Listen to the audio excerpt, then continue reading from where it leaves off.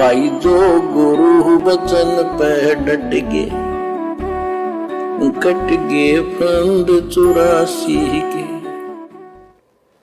कबीर सतगुरु के उपदेश का सुनिया एक विचार, जय सतगुरु मिलते नहीं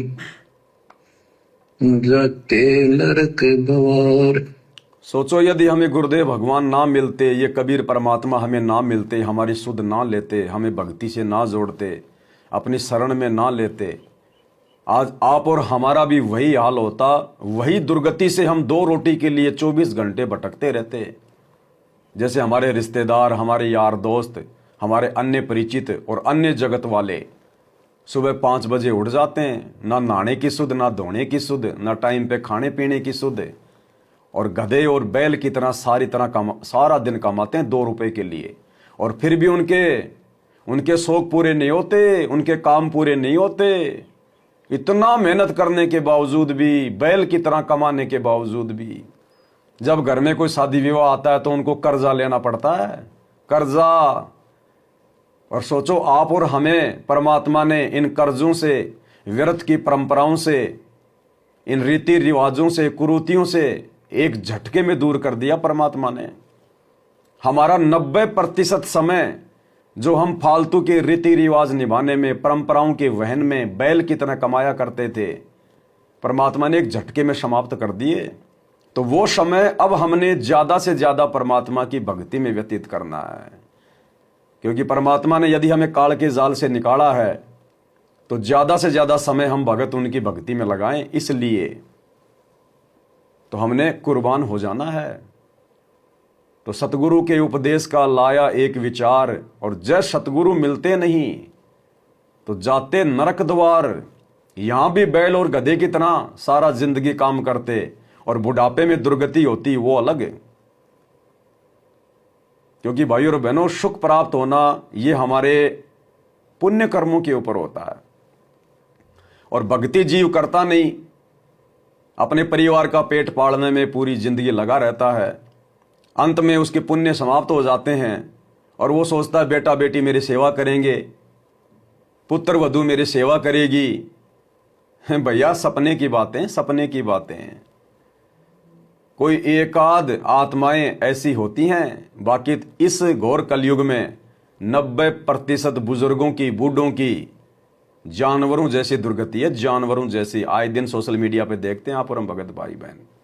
तो उनकी दुर्गति क्यों हुई? भक्ति के बिना पूरी जिंदगी उन्होंने अपने बच्चों के लिए कमाई की, उन्होंने अपनी आत्मा के कल्याण के लिए कभी सत्संग नहीं सुने, साधु संतों की खोज नहीं की, और साधु संत भी मिले तो नकली, पाखंडी, जो उनको कुछ दे नहीं सकते थे।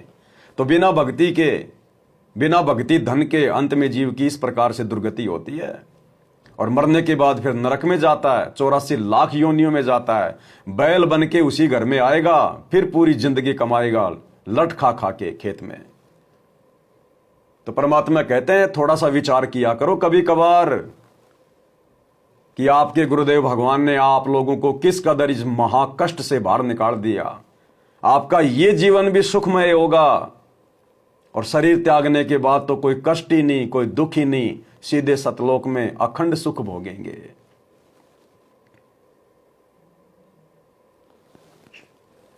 जय सतगुरु मिलते नहीं जाते नरक द्वार। नरक द्वार में दूत सब करते खेचा तान, उनसे कभू नहीं छूटता फिरता चारों खाने। कबीर चार खानी में भरमता, कबहू न लगता तार।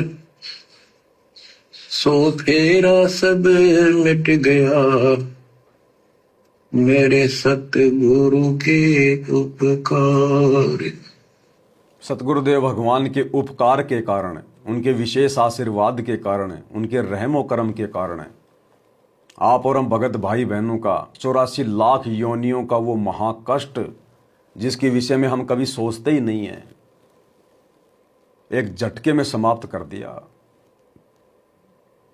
भाई और बहनों, हम एक कुत्ते का जीवन देखें, एक गधे का जीवन देखें, एक बैल का जीवन देखें, किस प्रकार से उसकी दुर्गति होती है पूरी जिंदगी, और अंत में जानवरों की मौत किस प्रकार होती है। और पता नहीं कितनी बार हमने ये पशु पक्षियों के जन्म भोगने पड़ते अगर आज सतगुरु नहीं मिलते तो, क्योंकि हमारे कर्म इतने अच्छे नहीं थे। और कर्म अच्छे हो ना हो, ये मनुष्य जन्म तो एक बार ही मिलता है 84 भोगने के बाद, फिर दोबारा से 84 का चक्कर, और 84 में भी ना जाने एक एक योनि में कितनी बार जन्म लेना पड़ता है। ऐसा नहीं है एक बार कुत्ता, एक बार गधा, एक बार सुअर।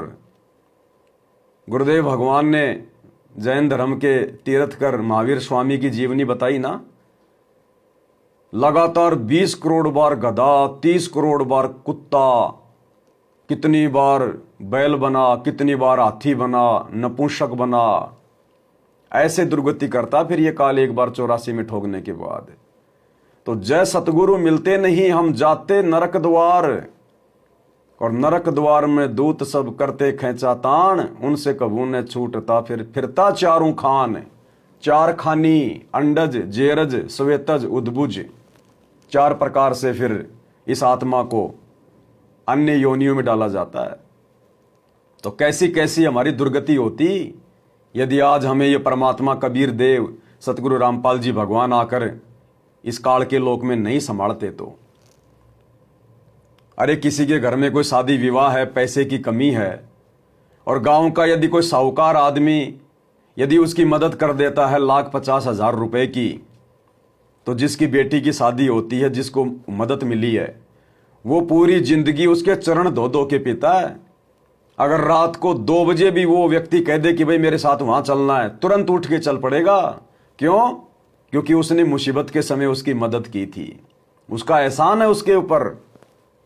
और गुरुदेव ने आप और हमारे ऊपर जो एहसान कर दिया वो ये तो कभी उतारा ही नहीं जा सकता, ये कभी उतारा ही नहीं जा सकता, क्योंकि हम तो भिखारी हैं। इस दाता को क्या दे सकते हैं? हां, एक चीज हम दे सकते हैं, तन मन धन। ये तन मन धन हम अपने गुरुदेव भगवान को दे सकते हैं, और यही चाहता है परमात्मा, और उसमें भी हमारा भला। तो हमने तो भाई और बहनों किस कदर इस परमेश्वर के चरणों से चिपट जाना चाहिए। शौपन में भी अपने गुरुदेव भगवान की मर्यादा तोड़ने का विचार नहीं लाना चाहिए। आप और हमारे ऊपर इस कदर उपकार हैं गुरुदेव भगवान के, इस कदर हम इनके एडी से लेकर चोटी तक ऋणी हैं, ऋणी, और अंतिम श्वास तक इसी कदर ऋणी रहेंगे। तब ये परमात्मा आप और हमें सतलोक का रास्ता दिखाएगा। अभी तो हमारी भक्ति की शुरुआत है, शुरुआत। कोई ये ना सोचे मैंने सतनाम ले लिया, सार नाम ले लिया, मैंने फलाना नाम ले लिया, मैं तो 24 घंटे गुरु जी के साथ में रहता हूं। हर प्रकार से परमात्मा ने हमारी भ्रमणाओं का निवारण कर रखा है। परमात्मा कहते हैं पाकी फसल देखकर गरबइयो मत किसान, अभी तो झोले बहुत हैं, भाई घर आले तब जान। कि हे किसान, खेत में पकी हुई फसल को देखकर गर्व मत करना, मन में तरह तरह के विचार पैदा मत करना कि अब की बार तो बहुत अच्छी फसल हो जाएगी, नया ट्रैक्टर लेके आऊंगा, बढ़िया मकान बनाऊंगा। 1 सेकंड में आंधी आ जाएगी, ओले गिर जाएंगे, बरसात हो जाएगी, सर्दी मार जाएगी, वो फसल वहीं समाप्त हो जाएगी। तो कहते हैं जब तक तू उस फसल को काट के निकाल के अपने घर पे लाके नहीं रख ले, तब तक घमंड मत करना, गर्व मत करना।